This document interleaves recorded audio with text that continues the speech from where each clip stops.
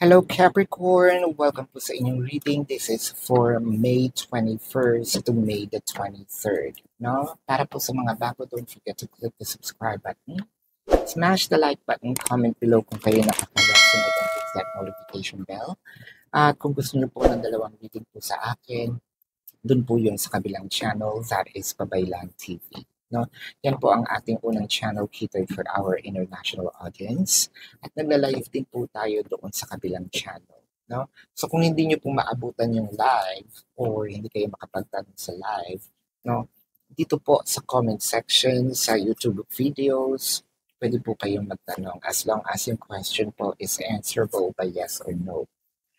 Pero meron po tayong options kung hindi po tayo masasatisfy, no, doon po sa yes or no question. Dito po yan sa description box, meron po tayong form, no? You can click the link. You will be routed to my page. You can type in your questions and click submit and follow the instructions. No? So, meron po tayong good for one question, two questions, and we have a promotion of 4+1. So that would be a total of 5 questions. And if you also want to book a personal reading, dito din po yan sa ating description box. So Capricorn, I want you to know that this is a general reading. You may resonate with the entire reading or you may resonate with some bits and pieces of the reading. So take what's only yours, no? Magsimula na tayo, Capricorn. Capricorn. Siguro, either tinatanong mo, ano bang ginawa ko sa past life ko? Bakit meron akong ganitong mga blessings ngayon? Or, pwedeng itinatanong mo rin na, totoo bang mahal niya ako, no? Marami kasing ikaw na nakikita, no? Siguro mga crushes ito, no? Na sinasabing, nagpapakita naman siya ng motibo, pero bakit hindi niya masabi-sabi? Actually, there's a lot of things or words that your person is keeping from his heart, no?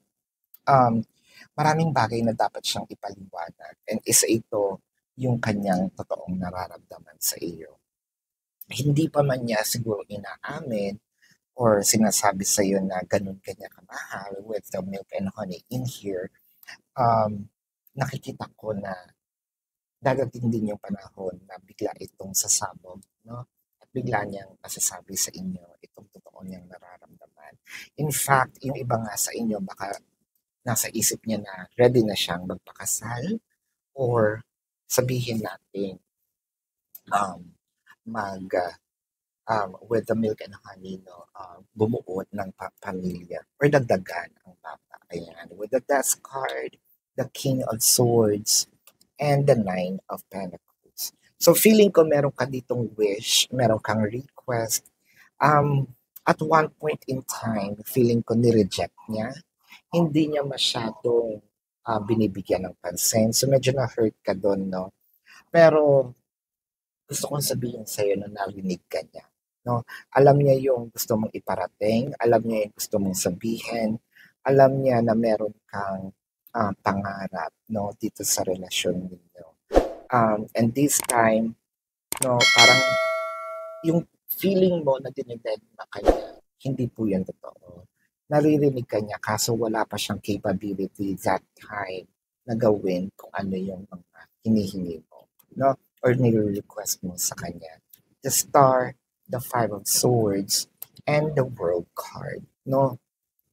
I think kung pinaglaban mo siya dati, no, paglalaban ka niya ngayon.